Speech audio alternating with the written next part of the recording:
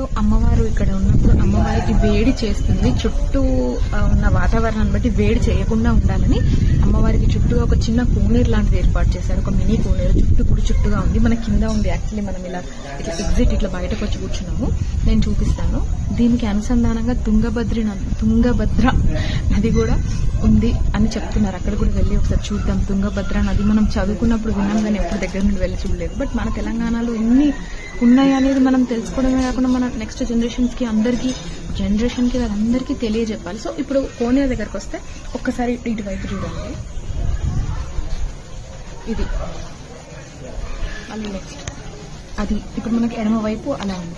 ఇప్పుడు కుడివైపు చూడండి. కుడివైపు